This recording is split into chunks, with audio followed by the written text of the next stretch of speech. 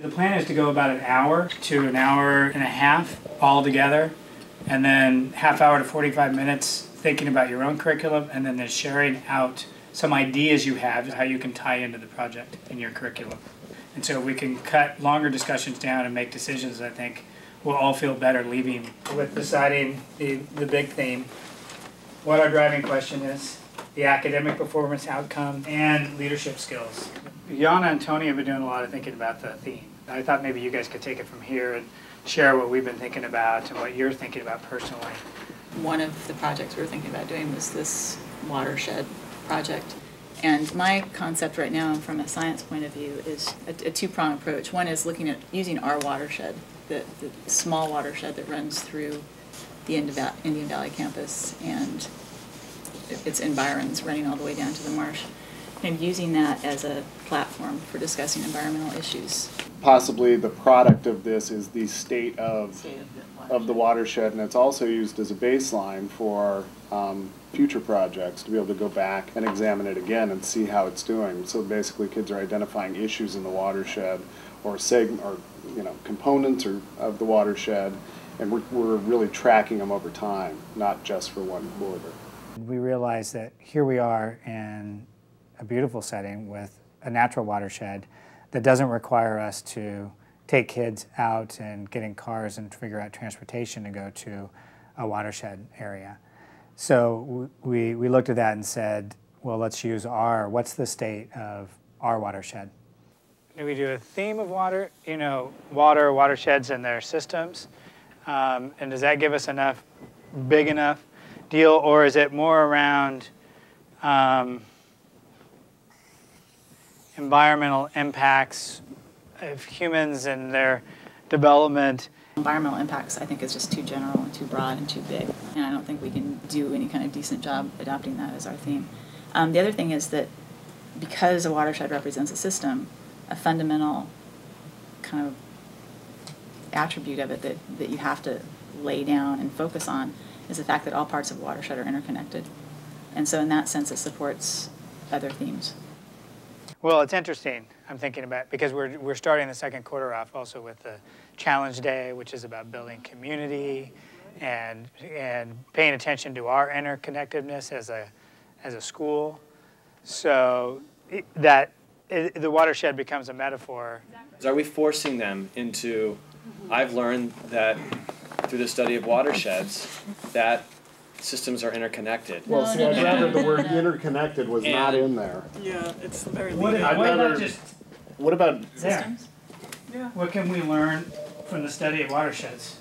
That's the fun and part of working in a team and thinking interdisciplinarily, that each of the teachers could bring a different piece and take to her original idea and then come up with the idea of watershed. How are we going to break down the topics? Are there enough components to investigate, or do we give them little broader themes to choose from, or do they come up with them?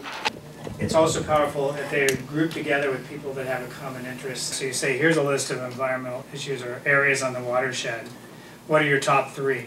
And then write them on a card, and then you all sit down together, and given their interest, you set the groups up. So there's some sense that I'm in this group because I wanted to study this. I gave them a list of topics that they could focus on for the project and said, rank these according to your interest, and those were things like water quality, stream insects, vertebrates, vegetation, so that I got some idea of where their interests were. And most of them had opinions, so they knew enough about the whole thing to be able to express an opinion. And then Tony had them pick 6 people that they would like to work with and to state why they wanted to work with those people. And based on those 2 pieces of information, I was able to assemble groups where almost everybody got their first choice in terms of their interest and at least one of the people that was on their lists. The quarter ends the week of the 23rd, and so we're talking 9 weeks that we want to introduce it and have them exhibit. I wonder if this theme, we could do enough stuff in it, like enough themes. So it sounds like in science we could. I mean, basically, I would see the role of the language arts curriculum in this is really just supporting the different forms of communication that need to take place for the project. I mean, the main focus writing-wise for the quarter is going to be expository writing. Once they understand this whole concept of watersheds through the project, then maybe have a kind of a final kind of paper that where they pick some sort of watershed to write an essay about. Books this quarter, I may pick a nonfiction book that may tie in with the study of watersheds or something like that. The way we wrote the outcome was read critically and write persuasively, but it's a focus on writing and a shared use of standards.